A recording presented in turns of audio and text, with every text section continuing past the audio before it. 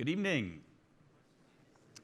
It has been, I think we could say, a tumultuous day out there in the world for a lot of people. But let's set that aside for tonight. This event tonight is a stop on the Aspen Ideas pleasure track. Seriously, that's what they call it. And tonight's pleasurable event is titled Art and Medicine. My name is John Hamilton. I'm a science correspondent at NPR News. And before I introduce tonight's speakers, sitting right here, let me just say a few words about why I'm here tonight.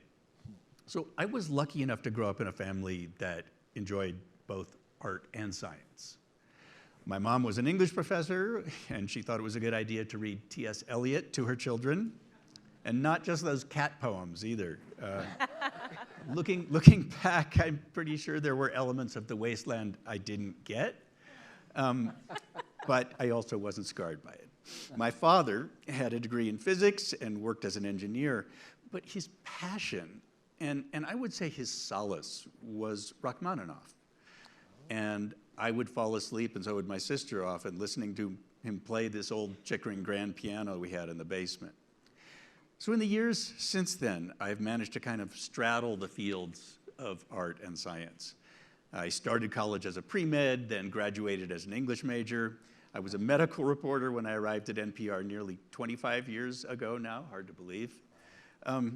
But I got my boss to let me create a beat in brain science at a time when that wasn't really a thing.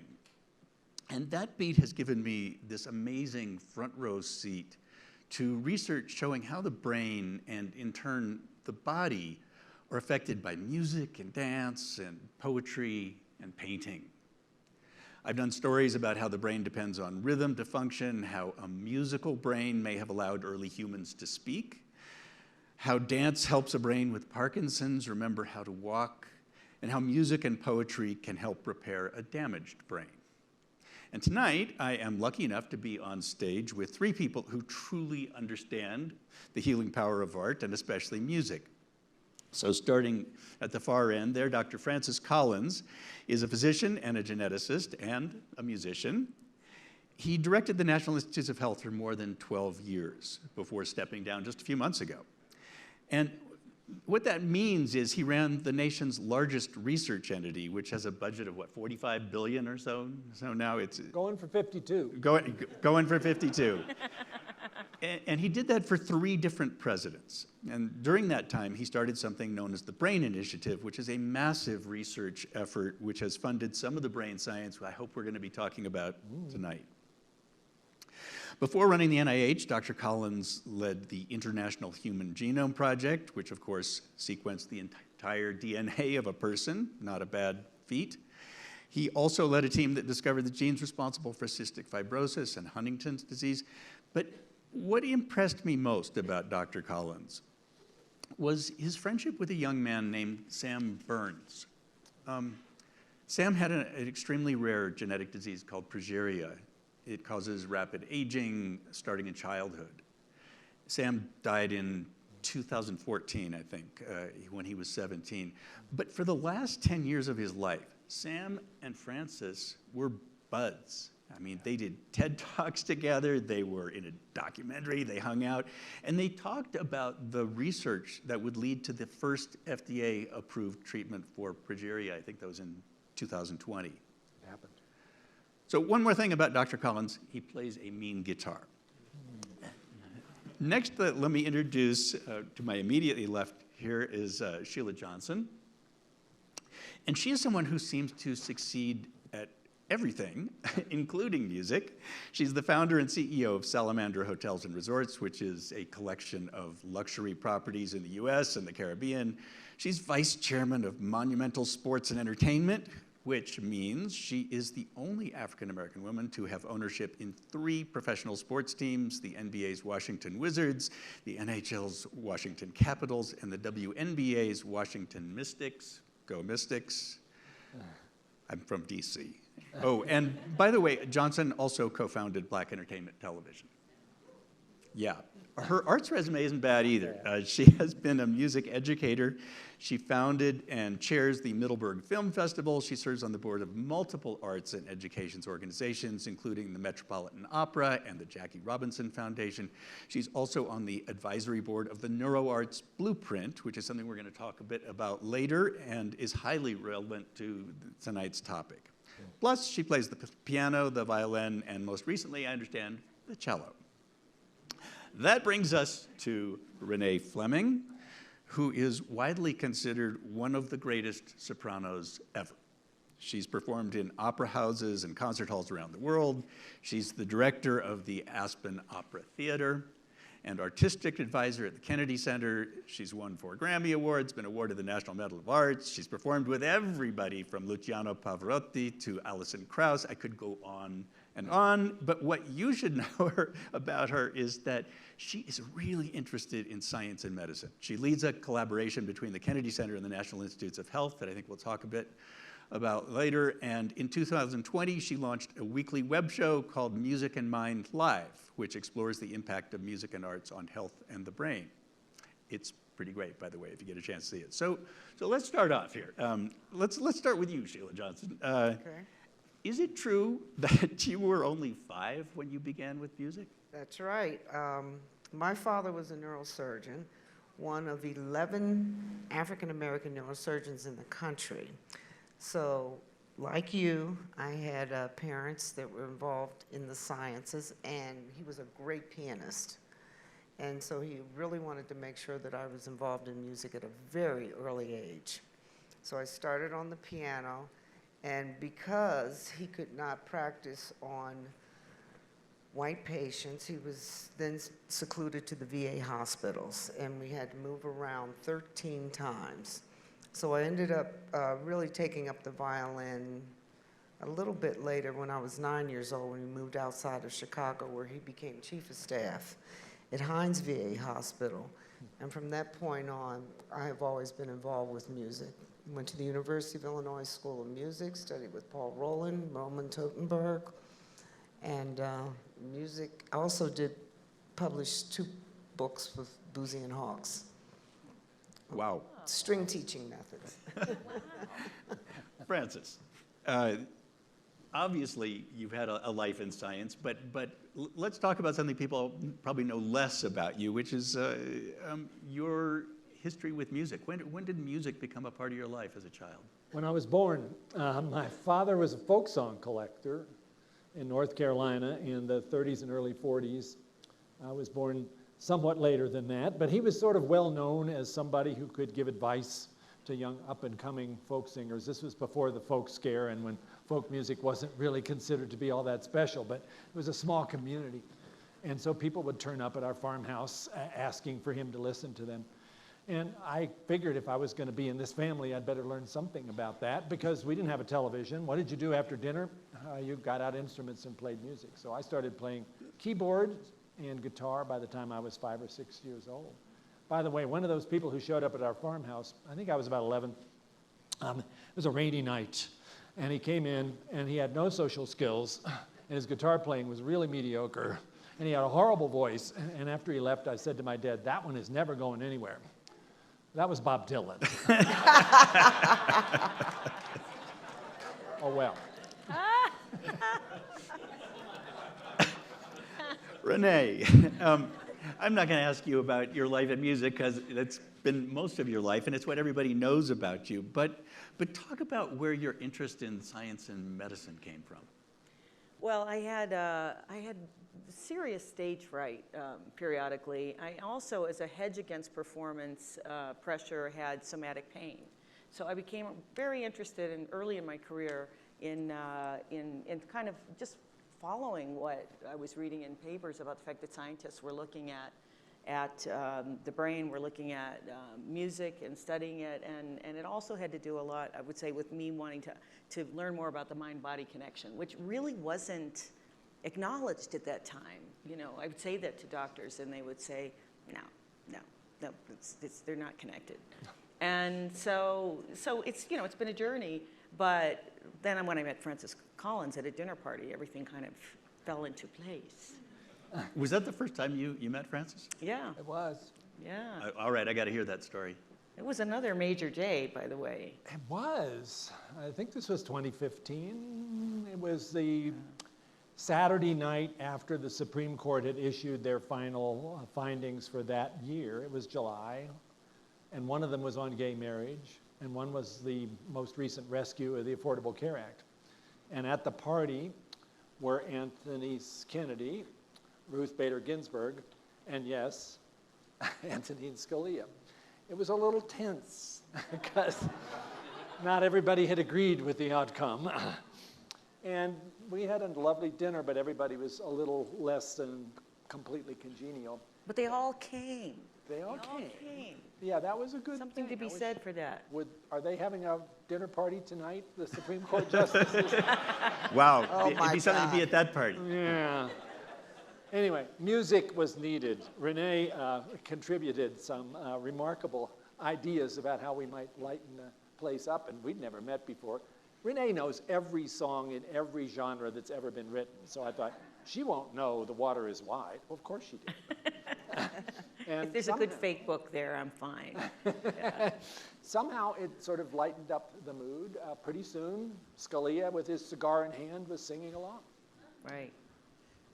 So and then as a result, I had just started at the Kennedy Center as a creative consultant, consultant at large, and I said, I think the audience would be so fascinated to hear more about this work that the NIH is looking at, and scientists are looking at in general, and could we collaborate? And we created this project called Sound Health.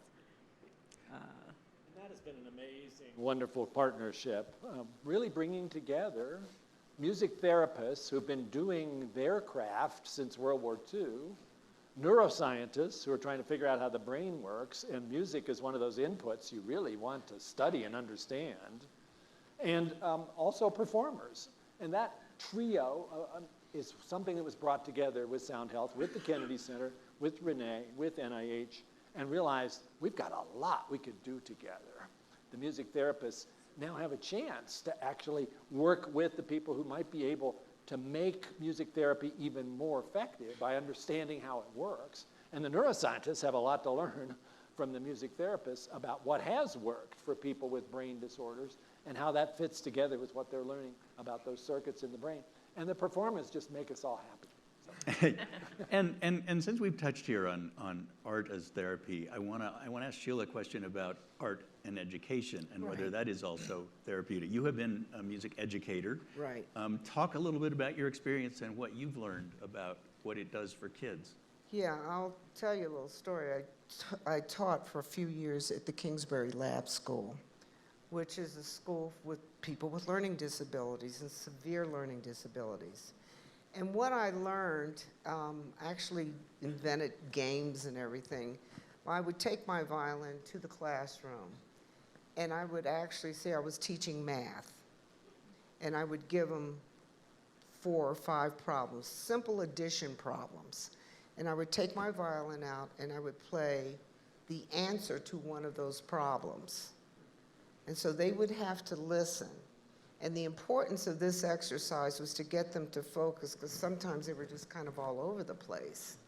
But what you have to understand with the arts, especially with music, it makes you focus, it makes you get organized, it teaches you how to really listen and to watch what's going on.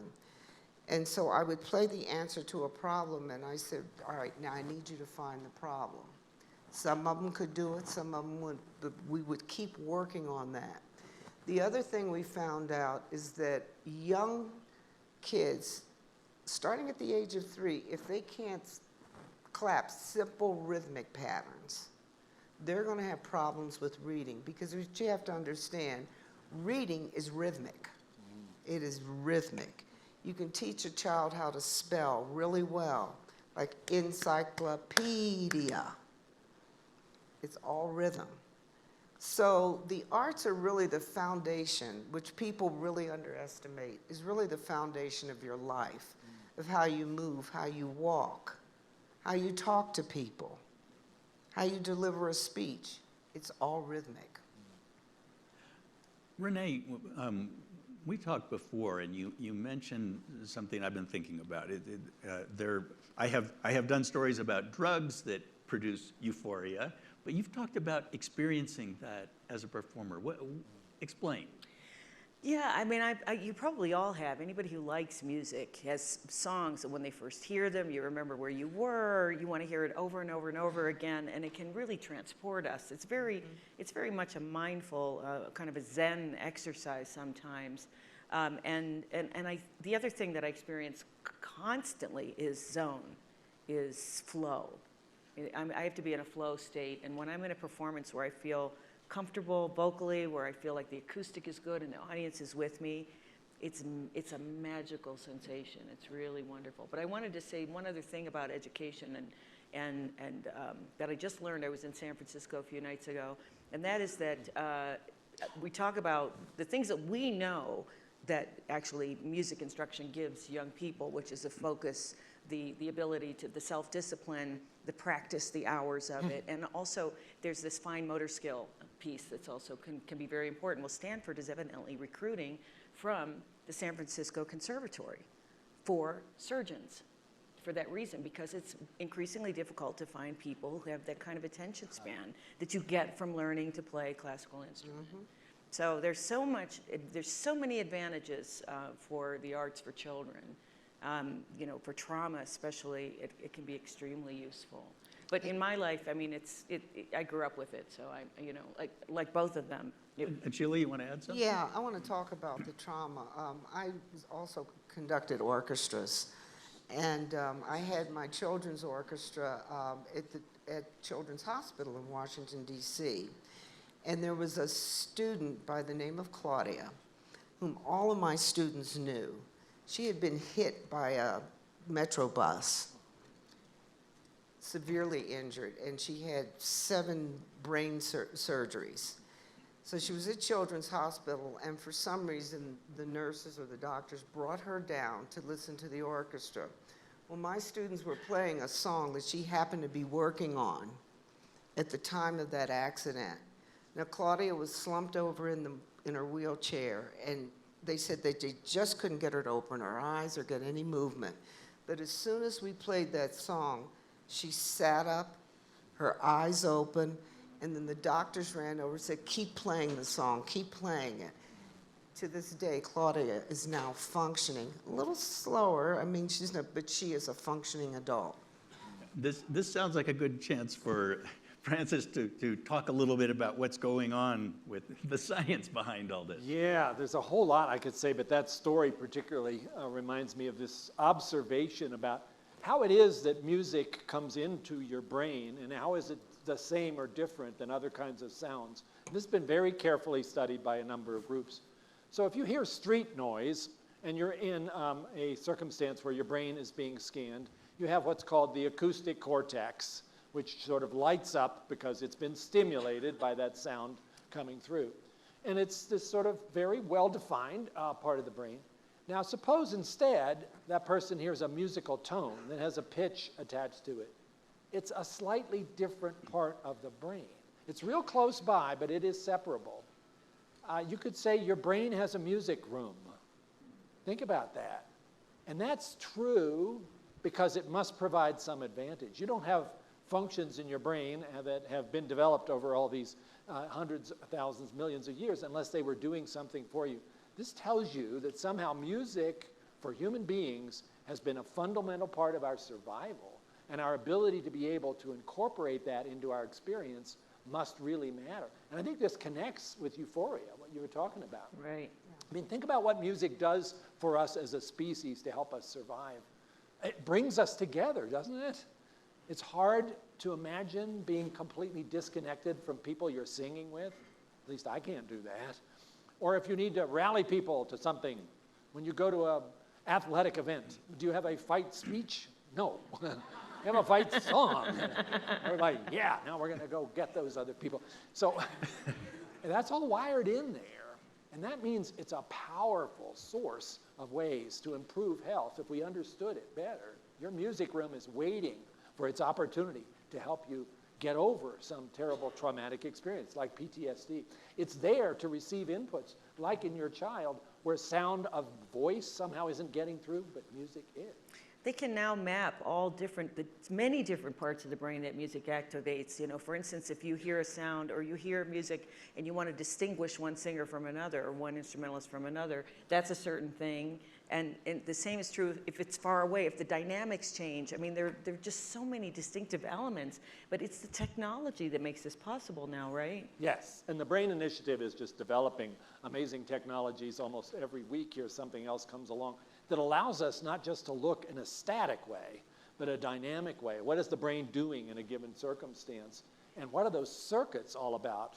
Instead of just individual cells, what are the circuits doing? And there's some also dramatic examples of what that euphoria is like. If you have a piece of music that gives you chills, you just dumped a whole lot of dopamine in your ventral striatum and just, wow. That's a good thing. I want a T-shirt. That's a good T-shirt right there. And Renee, since we're talking about studying the brain and arts, you've actually performed in an MRI scanner, have you not? Yeah, no Talk about Grammys. No Grammys for that one. No. It was two hours in the machine and It was Great euphoric, acoustics. right? a lot of repetition. But what it was, the result was that imagining singing for me was the most powerful, activated the most areas in my brain, more than speaking and more than singing, which was perplexing to the people looking at it. And then they said, oh, it's because you're a singer, so singing is second nature to you, you know, and the concentration needed to kind of stay focused in that environment took up a little more space. And Sheila, I'm curious, what does it music feel like to you? You've clearly stuck with it all of these years, doing all these other amazing things you've done. Yeah. What is it like for you to play? Well, first of all, it's calming. Even during COVID, I decided to take up the cello. I've always wanted to play the cello, and so I took lessons all during COVID. And I Brava think it's a diva. beautiful, That's impressive. beautiful instrument.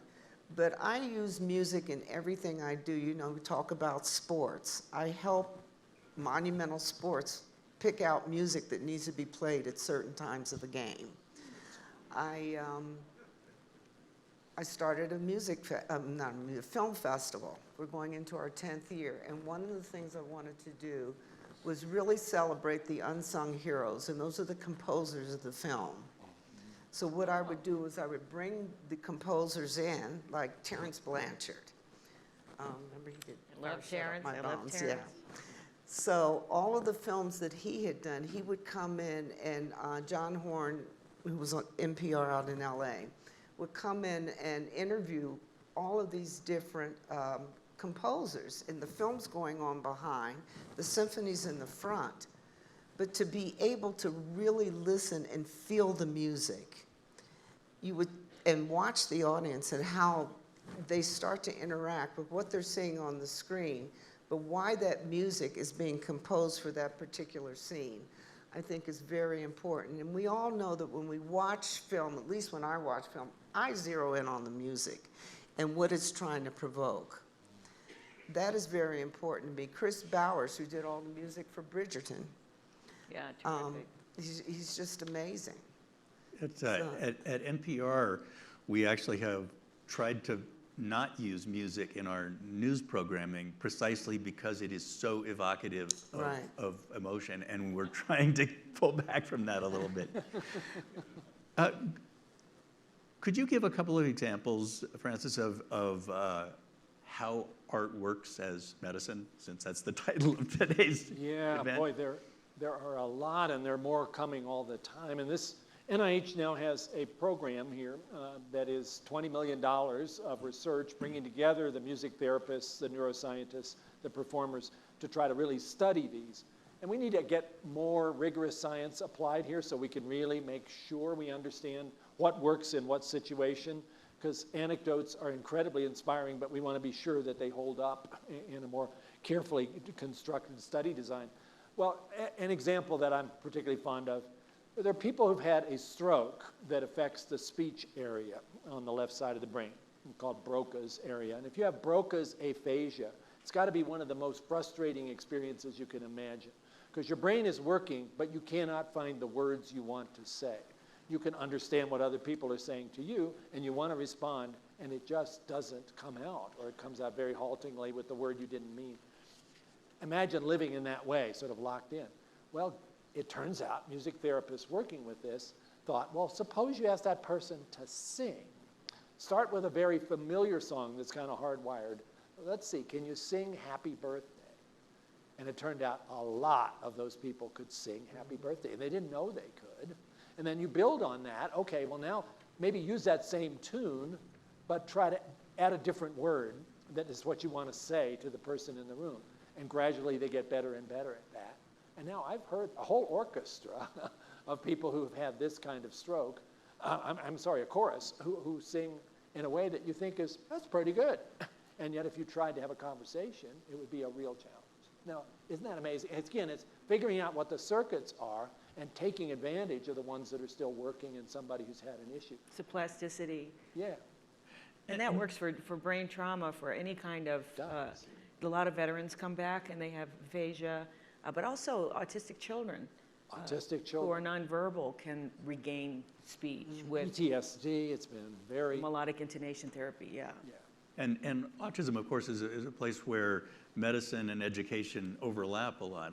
Sheila, have you seen that in education? Oh, yeah, I mean, that's what I was working with all those students. You know, movement was also a very important part, where they had to listen and move, because they had problems crossing that midline, the left to the right. Mm-hmm. And that's all part of it. You had studies working with that. We talk about the midline, and that's really the brain in half. Mm-hmm. And certainly Alzheimer's disease, lots of studies there as well showing that people who seem to have pretty much withdrawn from Right. interactions with people around them, music lights them back up again, Yeah. especially if it taps into some familiar experiences. And you can see what seemed like a very sad circumstance suddenly turn into a smile, even some joy, singing along. Well, and I think music and memory are so intertwined. It's Yeah. the last of those things to go. I had speaking of ways that the arts can help, first of all, there's so many therapies, and I would say in the entire sector, we're really working well with young children, also as we age, but with this mental health crisis that we have right now, the arts can really contribute to that in a meaningful way. And I had even COVID last week in Los Angeles, 2 grown men crying, talking about the fact that they, after having COVID, couldn't breathe. And one man was given, and no, he wasn't old, he was given, he said, you'll live for another maybe 4 years. And they would go to all these different doctors, and the pulmonologist would just literally shrug and say, we have nothing for you. And so he found something online, talking about the English National Opera that was working with long COVID patients. I've done a project also at Google Arts and Culture with a lot of my friends, sharing breathing exercises. But he connected, he flew out to UCLA working with LA Opera, and they're doing a study with 6 weeks working with patients who have long COVID who can't breathe. And I'll tell you, these people who are working with them have such passion, such devotion, and it's also care. When you think about the fact that the morale in our healthcare system has got to be low. There aren't enough people to take care of people, and we artists can add a lot, and train therapists.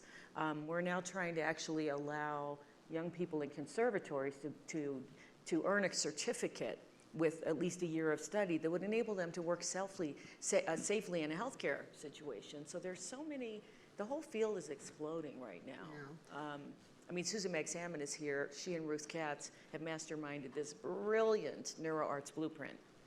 And I want to get back to that in a second, but Sheila, it looked like you had something. Yeah, to add. let's talk about the mental health crisis that's going on. And I think part of the problem is there's music's being pulled out of the schools. And it's been taken away from so many of the students. It's music, and then I've got to do a sports panel, and sports have been taken out. These are 2 crucial areas that I think is the only way that students can really thrive. You just can't, you know, we talk about STEM all the time. Let's talk about STEAM. Yes, please, And yeah. add the A in there, and then put Yeah. the art stack in. Talk about the mind-body connection. That's where you Yes, find Right. it. I think that we're doing a real disservice to so many of the students. Our educational system has fallen apart because they've taken the arts and physical education out of the school systems. And Renee, since you brought up Susan Magsamen, I think you're out here somewhere, and the NeuroArts Blueprint, which is kind of her baby, talk about your involvement in that and what it is. Well, Sheila's on the board, and I'm an advisor, so we're converted. We're along, completely yeah. converted. But it's what I love about this plan. So what Francis and I do with the Kennedy Center and the NIH is music focused entirely, because it has the largest body of research. Would you say? Yes. Yeah. Although there's some in dance and rhythm, certainly Parkinson's disease, for instance. Yeah. But it's mostly music. But the NeuroArts Blueprint is completely broad. It's about aesthetic experiences that we have for all of the arts, even nature, even this humanitarians, kind of having whether it's anything that kind of affects you aesthetically. And I think that the idea is that we're creating an ecosystem that is sustainable, that has completely the underpinning of science, and it's a 6-year plan, and it's actually, the time is right for this. After COVID, we all understand that we need to be socially a little bit more integrated. We need to share things more. And a lot of that comes from our DNA. It's our history. Yeah, it's You built know, in. the arts were ways that we expressed ourselves and shared ourselves with each other.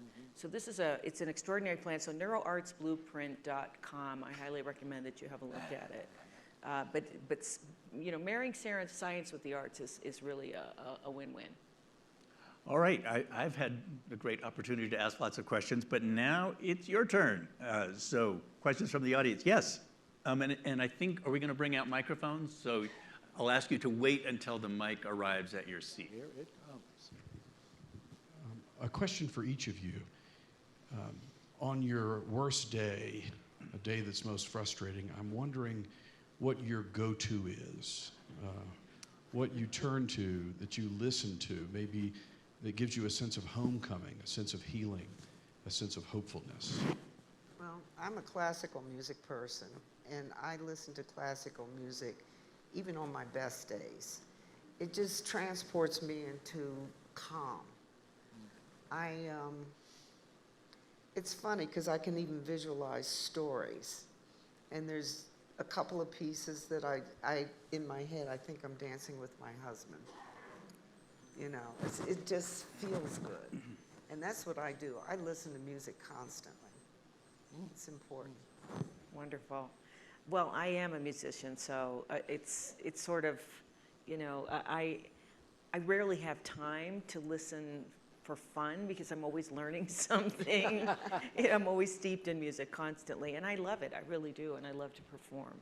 But I'm also a huge jazz fan, so I'll listen to jazz a lot. When I do have some downtime, I grew up as a Joni Mitchell fanatic. And anybody else in the room? Yeah, all right. Yes. Yay. So I like all kinds of music. I actually really do. I'm eclectic. It depends on the mood I'm in. It might be James Taylor. It might be the second movement of the Bach double violin concerto in D minor, because that is just so exquisitely beautiful. Yes, it is. Or it might be a gospel tune. Just where the mind is at that time. I don't know if I have a single go-to, but it sure is a place I go to. And you to write get music a lot. That's My- amazing. if I'm having a rough day and I'm able, because I'm Zooming from home to take 10 minutes, I'll jump up and go around the corner to the piano and just see what happens. And I don't always know. And sometimes it's a tune I've heard, and sometimes it's just what comes out. And it just lifts you into another place. And it's somehow, whatever it was that felt like the world was coming apart, it's not coming apart anymore. I got some dopamine in my ventral striatum. So I do want to say one thing that I am really striving to achieve with my advocacy, because that's what I think of myself as, and that is that, and this is, I think, really something we could accomplish easily, is to pair local arts with AI in big box stores now with an app. So we have all these national arts organizations. They all have programming that are for health, also wellness. And if somebody could go in and get treatment at CVS and look at that app and say, oh wow, there's a stroke choir near me, or there are lessons for my child, or I could take them to a park, or I could take them to see an opera because there are special needs performances, on and on and on. And I just think this would be a wonderful thing to do, and most people don't know it's available to them. People don't know that you could have one session with a music therapist and regain speech after brain trauma or a stroke. It's just not known. So that's, if anybody wants to help with that, I'm all ears. All right, other Yeah. questions? Thank you. Yes. Wait for the microphone. Up here. Hello. So I have two questions, and I hope they'll both be kind of quick. And the first is, has there been any research done on the difference in experience when playing music alone and with others? When you kind of think about the social effects of that. The second question is, and I'm trying to remember it, because now I'm really on the spot. Maybe I'll just leave it there, because I totally blanked on what the second part was. All right, let's start with alone versus together music. Who wants to tackle that? I'll start with that. Go, Sheila. When I'm practicing alone, I'm almost, it's not that I feel alone when I'm playing, it's that I feel self-conscious. I'm listening to everything that I am creating. And I remember, especially growing up, I'd always liked to practice in one certain room because of the acoustics. And I thought that was important. It's like singing in the shower. I always liked playing in the kitchen. But then when I'm in an orchestra or a string quartet, other things take over because I have to listen. I need to watch a conductor. I need to make sure that my rhythm is right on. I mean, you're really working with other people there, and you're much more conscientious about not only producing your best sound, but also being so aware of being able to blend in with the rest of the. It's a great question. I mean, I don't know of any research that's been specifically done, and you have to figure out what would be the metric you would use to decide whether it had an impact or not.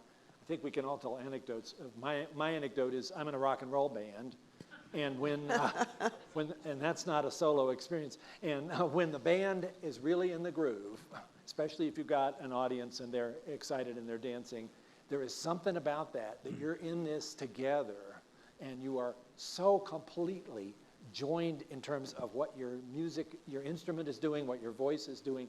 You just become one organism. Yeah. It's unlike anything that I can think of. So yes, the band, by the way, is the Affordable Rock and Roll Act, if anybody. The price is right. That's great. Renee, do you want to add anything? Question. Go ahead, please. We got somebody right up here. Have we got a microphone? There we go.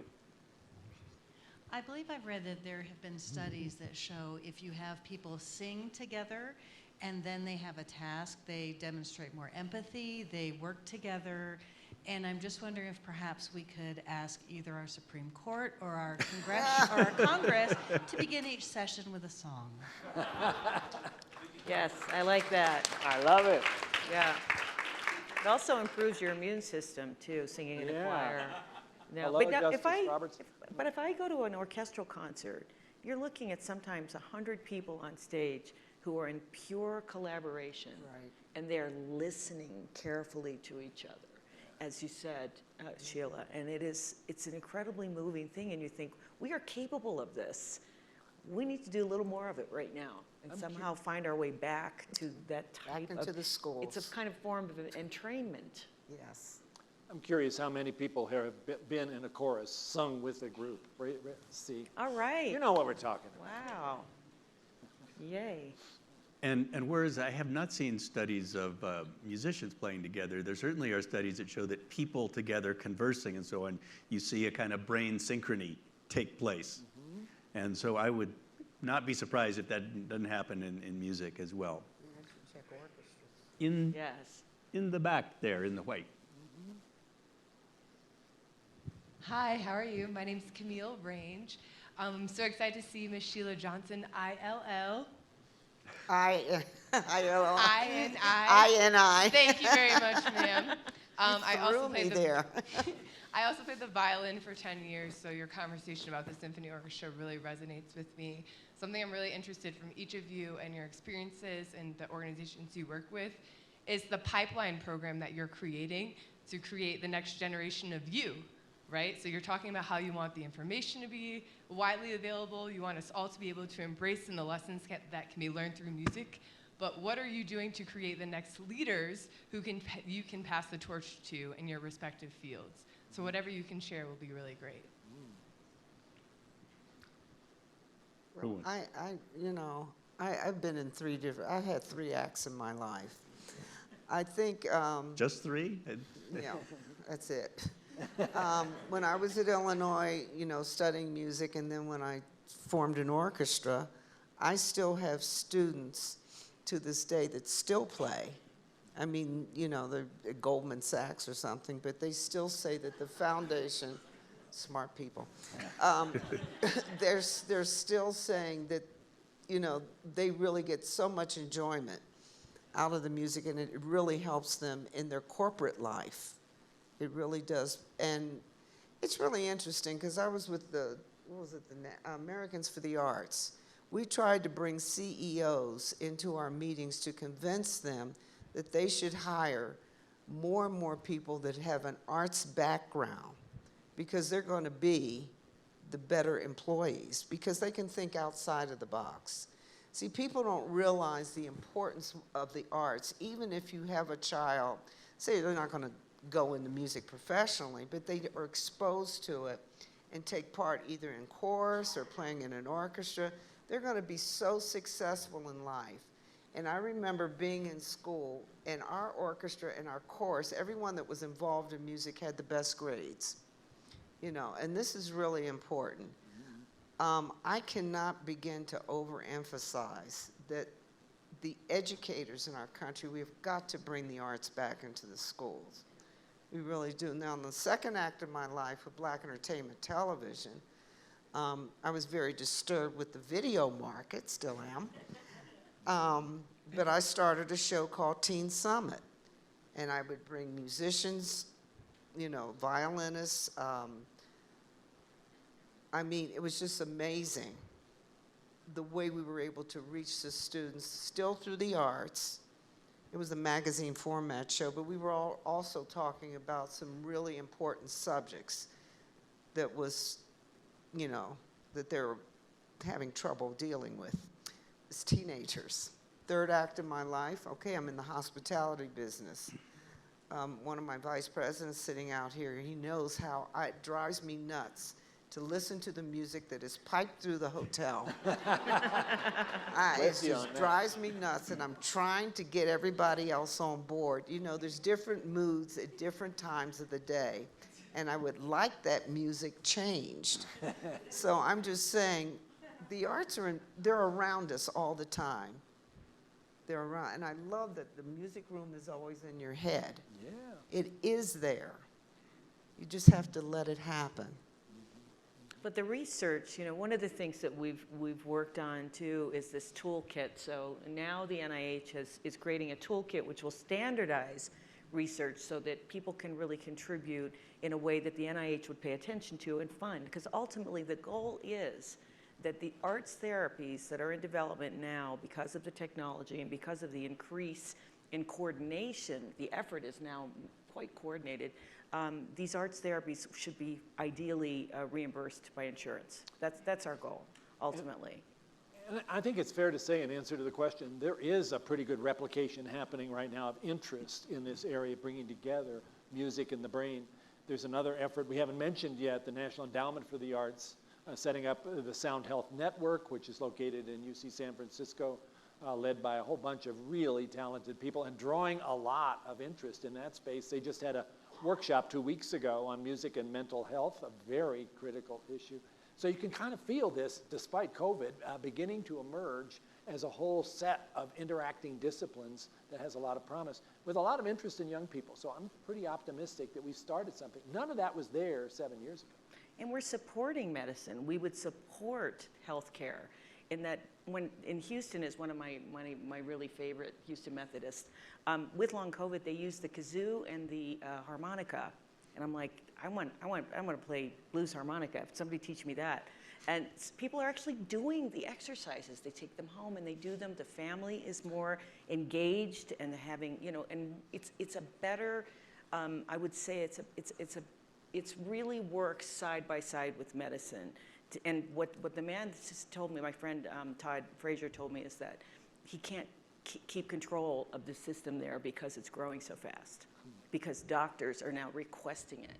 Certainly in pediatric hospitals, it's been a mainstay for a long time, but a lot of it is privately funded. And so and it's not fair to all the people who need this and our fragile communities who really could benefit tremendously from it. I mean, think of the children who are going to be born now because of this Roe v. Wade decision. We want to support them. We want to support their families. This is one way. It's one contribution. Next question, there in the third row. Hi, Rick Luftglass from the Loriam Tissue Illumination Fund. We've been doing a lot with New York City Health and Hospitals, the public hospital system, particularly around clinician burnout and compassion fatigue. So it's a kind of different approach than patient-oriented and music therapy. Can you speak to kind of the impact of such programs with clinicians? I don't know of a specific project, but there might be one in the portfolio by now between NIH and what NEA is doing. Do you? I know there are in New York. There are drumming circles that are in the hospital for caregivers, and there are lots of programs to try, because the burnout is really tremendous. Certainly during COVID, there were performances specifically for healthcare providers. So. And that was another program that I saw in Houston. I get to travel all the time because I pair this work with my performances, and so I get to see a lot of wonderful things in terms of work that people are doing. I think there's an orchestra down in Richmond. I was watching them perform, and they were all healthcare providers. Wow. And they brought their instruments out, and they went out in the park, and they were performing. So I think people are thinking about this, and it's coming out in ways that we never thought about. And we can encourage doctors' orchestras and rock bands and choirs, absolutely, and enable people to kind of express the incredible despair that they sometimes feel. It's important. And there are a lot of, an amazing number of doctors who are really interested in music. I know you've talked about people coming up to you after performances, and a lot of them turn out to be doctors. Yes. Yeah, absolutely. There is some kind of an overlap there with scientists in general, that the interest and the likelihood of being a musician, a performer, is much higher for a scientist than it is for lots of other professions. Maybe that's something about how the brain is connected. If you were interested in one of those things, you were kind of wired to be interested in both. Next, let's take one in the back there. I was curious, you said music in your brain, and a lot of times you'll get an earworm where you have a song in your head that you hear and you can't get it out. Two, something more intentional where you're really using your imagination to hear more music and it's more focused. I was curious to know, like, how that affects you. Francis, that sounds like you. Oh, I get those. Oh, man, I get those. To the point where I'm, in sound sleep, and I barely wake up, and I realize I'm halfway through another repeat of that earworm that was happening the day before. It's been going on all night. And the only way I can get rid of it is to intentionally think of another song that has earworm potential, but not quite as strong. Yes. And sort of drive the other one out. And then Distraction. sometimes I'm hooked on the other one. But it is amazing. So there is a project just going on to try to figure out in imaging what is going on there. What is that circuit that's stuck in the on position? And what can we learn about that for even things like seizures? Because it's almost like your brain is in having a seizure there. It's fascinating. It's frustrating. It's probably going to teach us something. Interestingly, for me, it's not, say I'm doing a whole opera, it's not the music I sing, it's something someone else sings. Yeah. And I'll hear it and it just sticks. And it's always the other passages that I go through over and over and over again. Yeah, I'd be curious about that too. What about like a more intentional focus? So earworm is like maybe not voluntary, but when you're really using your imagination and maybe making music or reproducing music, how does that affect you differently, let's say, an earworm? Well, I only know something when I can play the whole thing through from memory in my head. So an entire opera, or I mean everybody's parts, the orchestra parts, all of it. Then I know it. Then it's likely to come out at some point in Russian when I least expect it. That's a big earworm. That'll be me in elder care at some point. Russian arias. I think that's an ear elephant, actually, way beyond the invertebrates here. Right. Also in the back, there. Good evening, my name is Katrina Wachter. I'm a third-year psychiatry resident over at Walter Reed, but I was also a vocal performance minor in college. I took classical voice lessons. So I was actually wondering, from a graduate medical education standpoint, if you think there is a role for incorporating the arts within the curriculum, and then if so, what are some ideas or things you have seen that have been successful and have shown benefits? I saw a couple of things. One was a young man who was very suicidal. He had attempted 3 times. And also when you're talking about teens, talk therapy doesn't work for everybody. They're not able to express the trauma that they've had, the PTSD or whatever. And so they just allow, and I've seen this with cancer patients too, kids, they allow them to write music. They create lyrics.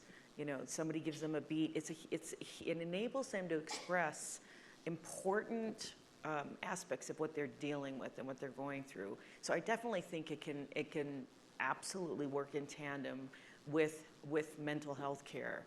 I mean, certainly Carnegie Hall is a great program that in Sing Sing with prisoners who come out and they maintain the relationship and they don't go back in. So there's this idea, I think, of also, remember, arts therapies are low cost, they're non-invasive, they're non-pharmaceutical. And a lot of times it's a one-on-one experience.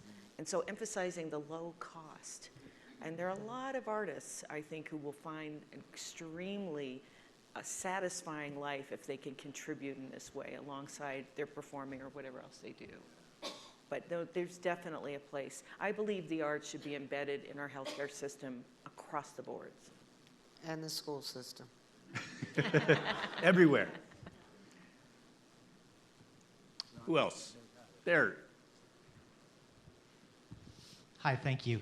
You've spoken a lot about music, but I'm curious if the same applies to the visual arts, painting and drawing. Oh, yes. How it's similar or different, what the benefits are. Thank you.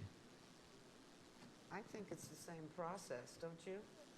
Definitely, I think it's the same. It just hasn't been studied as much. But you're doing some of that now at Hopkins in this. I know it. Yeah. I know when I was teaching, I had the janitorial staff put a big sheet of paper on a whole wall, and then I would play music, and the kids would literally paint as they're listening to the music. And they loved it so much that we kept doing it. I mean, I just don't see where they should be siloed, all the arts. I mean, it's all so important and it's all so connected. Turnaround Arts was a program in the Obama White House that worked in schools in DC, and I walked into a second grade classroom and I thought something was wrong because they were too quiet. The whole school was quiet. And they said, oh, they're learning photosynthesis by painting leaves. And it was the learning, the intense focus just amazed me. So I think it's just a matter of funding. Because I'm working with the NIH, you just haven't started funding visual. And there's a lot of discussion Research. going on about that. I think it started with music particularly because it seemed like it was just ready for this kind of bringing together the neuroscientists and the music therapists. But art therapy has a lot to say to the brain as well.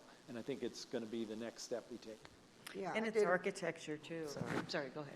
I did a project at Carnegie Hall when Isaac Stern was still alive. Oh. And we bring all the students in, and they were learning how to really listen to music, you know, in the different A, B form, and how it would repeat itself.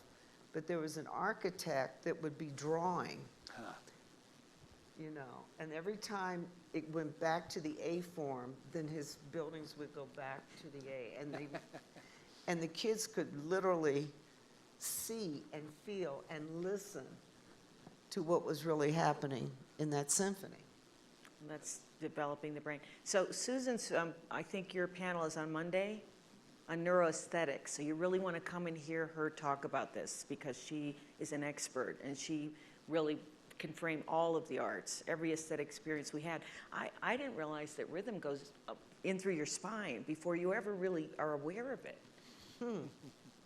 I was walking down the street in Lithuania recently and I thought, As one does. Yeah. there's another t-shirt. And this woman is on the other side and I thought, God, we're walking in perfect sync. And then I realized, there's a pop song on. And we both entrained to it without realizing it. I think we have time for just one more question, and let's make it over here. Thank you. This is a wonderful panel. And Dr. Collins, thank you so much for your service. It was just terrific for all those years.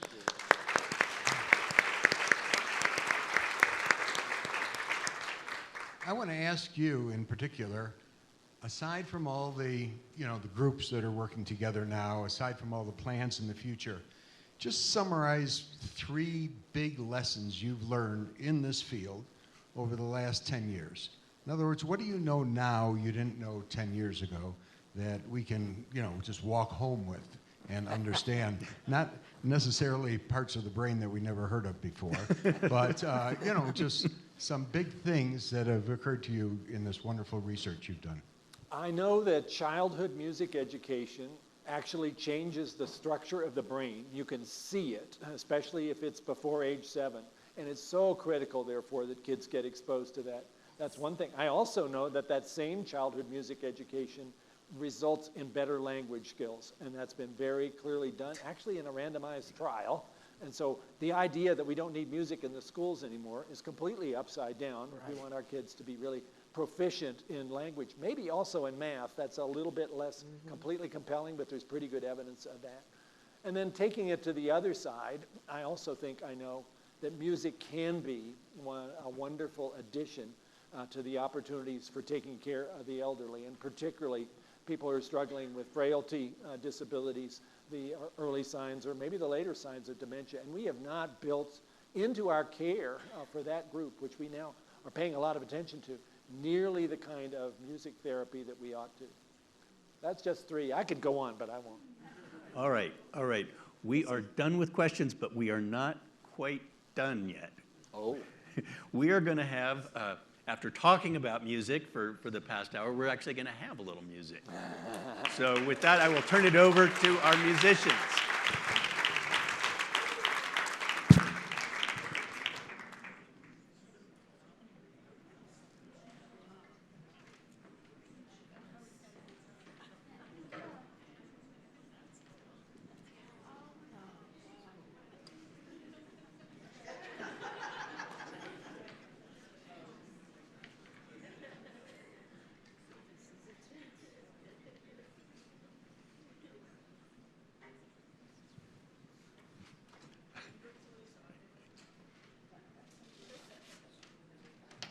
You better listen first and decide if that's a good idea.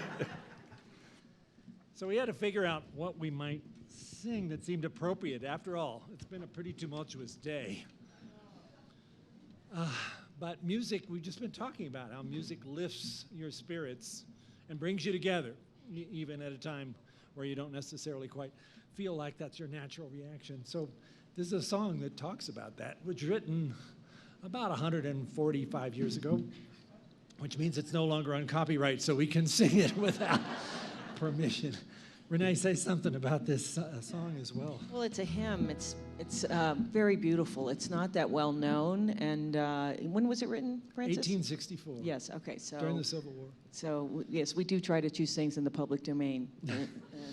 And this one, so we're going to share this hymn. But you can honestly, when you think about the fact what happened today and what's happening in general, period, and you think about the difficulty that people had back in the 1800s and before. This type of thing is how they really kind of came together and expressed it. And it in has order to feel better. a line that repeats over and over again, which would benefit from group participation.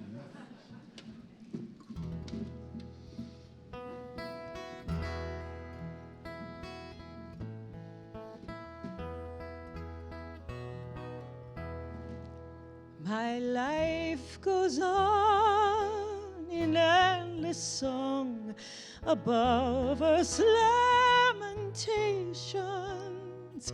I hear the sweet, though far off hymn that hails a new creation.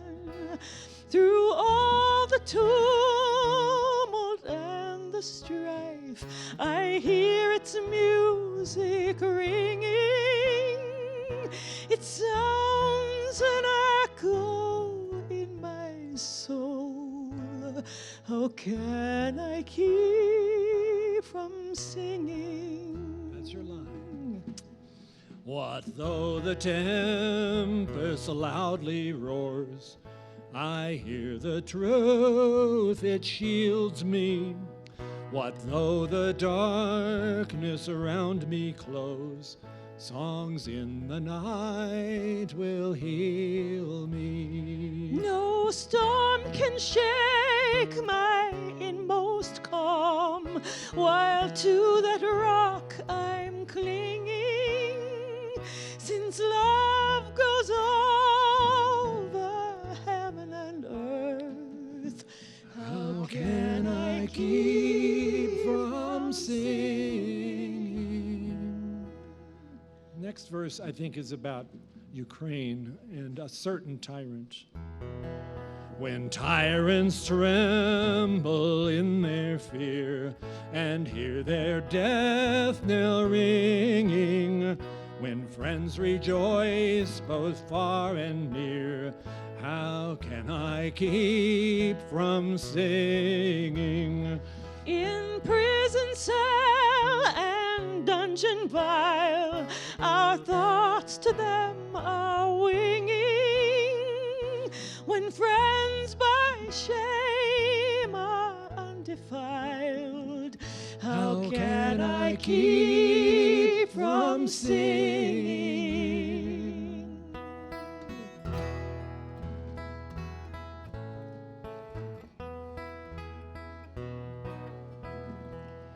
I lift my eyes, the cloud grows thin. I see the blue above it, and day by day this pathway smooths. Since first I learned to love it, no storm can shake my inmost calm, while to that rock I'm clinging. Since love goes over heaven and earth, how can I keep from singing? One more time. How can I keep from singing?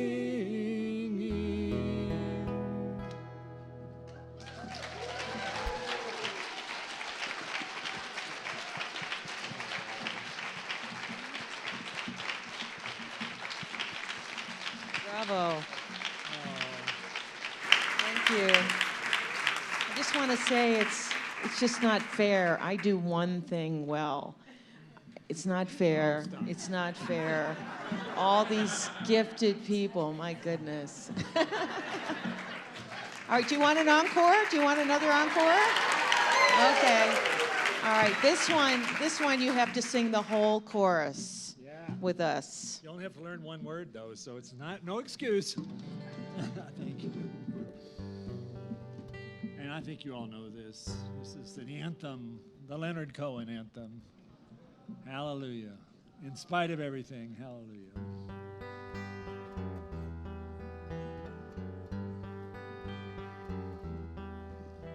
I heard there was a secret chord that David played right and it pleased the Lord. But you don't really care for music, do you? It goes like this: the fourth, the fifth, the minor chord, the major lift, the baffled king composing hallelujah, hallelujah, hallelujah,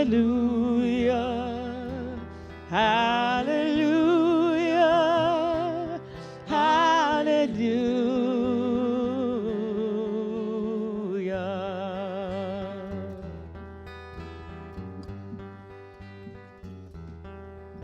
Your faith was strong, but you needed proof. You saw her bathing on the roof. Her beauty and the moonlight overthrew ya.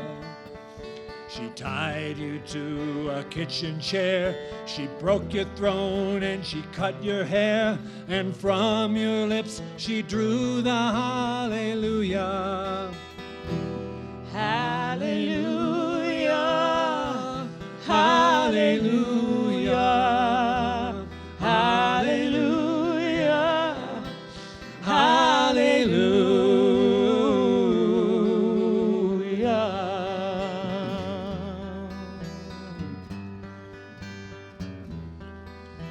And maybe I've been here before. I've seen this room, I walked this floor. I used to live alone before I knew you.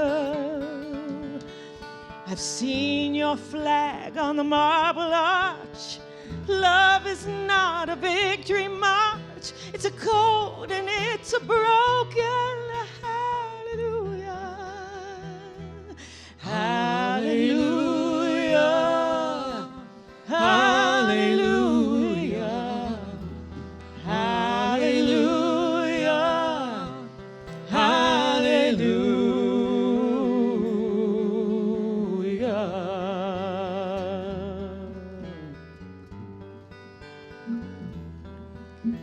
Well, maybe there's a God above, but all I've ever learned for love is how to shoot at someone who outdrew you. And it's no cry that you hear at night. It's not someone who's seen the light. It's a cold and it's a broken hallelujah.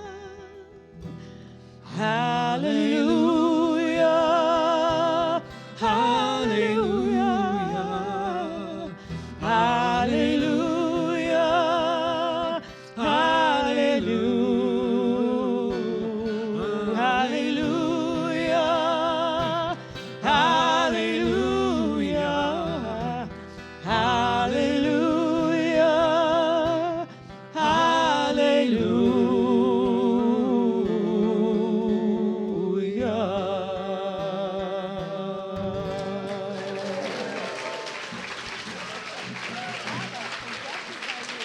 Thank you all for coming.